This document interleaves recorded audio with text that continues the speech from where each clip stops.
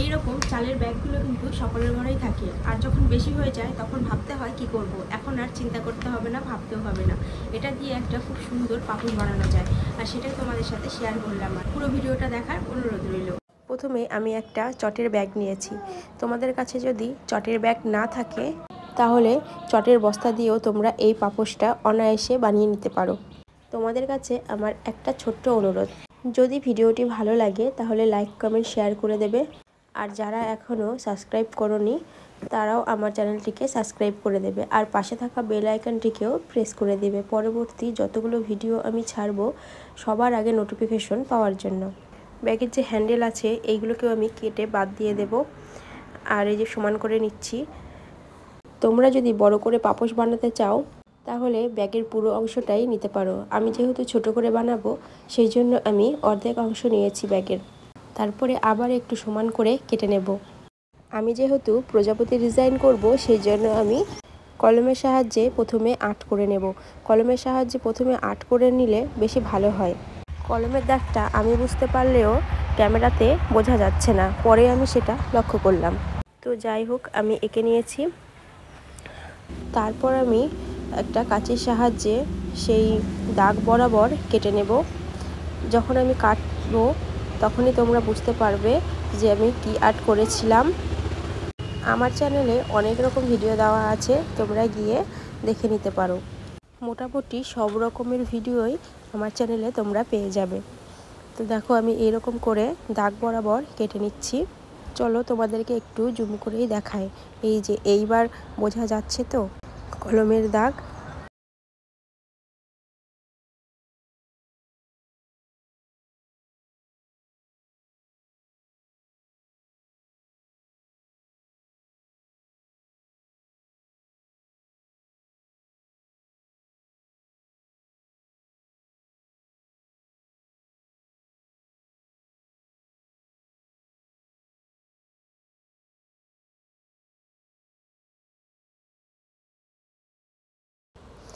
কাটার পরে লুকটা ঠিক এই রকম এসেছে।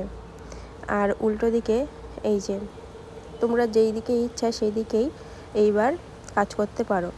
আর তারপরের প্রসেসের জন্য আমি এইরকম একটা কাপড় নিয়েছি। তোমাদের ঘরে যে কোনো পুরনো কাপড় তোমরা নিতে পারো। এখানে কিন্তু 1 টাকাও খরচা হয়নি আমার এই পাপোশটা বানাতে। বিনা খরচে কিন্তু আমি এই পাপোশটা তৈরি করেছি। তোমরাও এইভাবে বাড়িতে পড়ে থাকা জিনিস দিয়ে পাপোশ তৈরি করে নিতে পারো। তারপরে আমি একটা সুতোর সাহায্যে এরকম করে কাপড়ের টুকরোকে আটকে দেব। ভালো করে মুড়ে মুড়ে কিন্তু সেলাই করে নিতে হবে, ঠিক এইভাবে আমি যেইভাবে সেলাই করছি। এইভাবে সেলাই করার আগে আর একটা কথা বলে দেই, যখন সাইডে এইভাবে কাপড় লাগাবে তখন নিচের অংশটাতেও একটা কটনের কাপড় লাগিয়ে দেবে, একসাথেই সেলাই হয়ে যাবে, যেটা আমি প্রথমে করিনি। আর এই প্রজাপতির মাপেই কিন্তু এই প্রজাপতির মাপ দিয়েই তোমরা কটনের কাপড়টা কেটে তারপরে একসাথে জয়েন্ট করে দেবে, তাহলে ডবল খাটুনি হবে না। যেহেতু আমার ভিডিও বানানোর তাড়া ছিল সেই জন্য আমি এই কাজটা করতে পারিনি, তাই তোমাদেরকে আগে থেকেই বলে দিলাম। তারপরে দেখো এইভাবে করে কলম দিয়ে যেভাবে আমি দাগ দিয়েছিলাম সেই বরাবর কাপড়ের টুকরোটাকে লাগিয়ে নিচ্ছি। ঠিক তোমরাও এইভাবে লাগিয়ে নেবে। তারপরে আর একটা পুরনো সিল্কের কাপড়ের টুকরো আমি নিয়ে নিয়েছি, যেটাকে গোল করে একটু বড় করেই কেটে নিয়েছি। তারপর সুতোর সাহায্যে কোনা বরাবর সেলাই করে নিচ্ছি।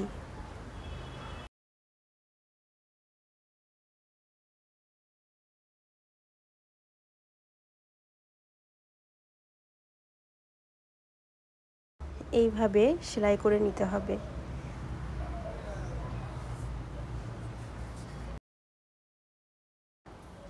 দেখো এই রকম আমি একটা ফুলের মতো ডিজাইন করে নিয়েছি। এটা যখন আমি বসাবো বা সেলাই করব তখন কিন্তু ফুলের মতোই লাগবে। আমি অনেকগুলো কাপড়ের টুকরো এইভাবে সেলাই করে নিয়েছি।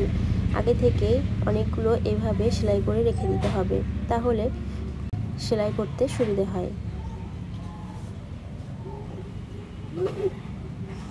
তারপর আমি একটা সুতোর সাহায্যে আবারও সেলাই করে নেব, ঠিক এইভাবে।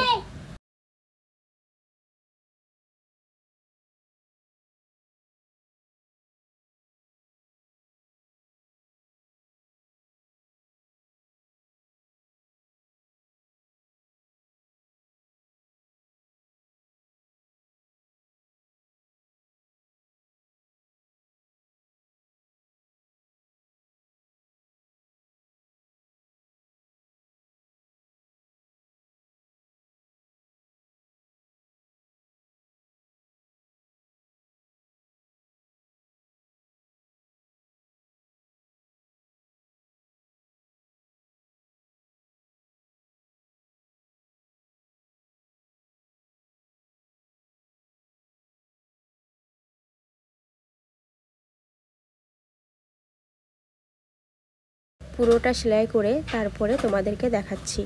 তোমাদেরকে পুরোটা সেলাই করে দেখাতে পারলাম না, তার কারণ যেহেতু এটা চটের বস্তা, সেই জন্য ধরে ধরে সেলাই করতে হচ্ছিল।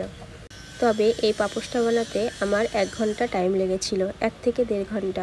1 টাকাও খরচা হয়নি, সব কিন্তু বাড়িতেই পড়ে থাকা জিনিস দিয়ে বানিয়ে ফেলেছি। এই প্রজাপতি পাপোশটা কেমন লাগছে তোমরা কিন্তু কমেন্ট করে জানাবে। আর একটা কথা বলে দেই, আমাদের হিন্দুদের মধ্যে প্রজাপতি কিন্তু খুব শুভ, পা না দেওয়াটাই ভালো। এটা তোমরা বানিয়ে খাটের সামনে সুন্দর করে সাজিয়ে রাখতে পারো, যেটাতে পা না দিয়েও ব্যবহার করা যায়। শুধু যে পাপোশ পা মোছার জন্যই হয় সেটা কিন্তু নয়।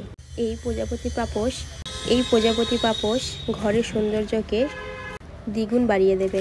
তোমরা লক্ষ্য করেছো কিনা জানি না, আমি কিন্তু এই পাপোশে প্রজাপতির সুর লাগাইনি। তার একটাই কারণ, প্রজাপতির মতো যাতে না দেখতে লাগে। ভিডিওটি দেখার জন্য অনেক ধন্যবাদ।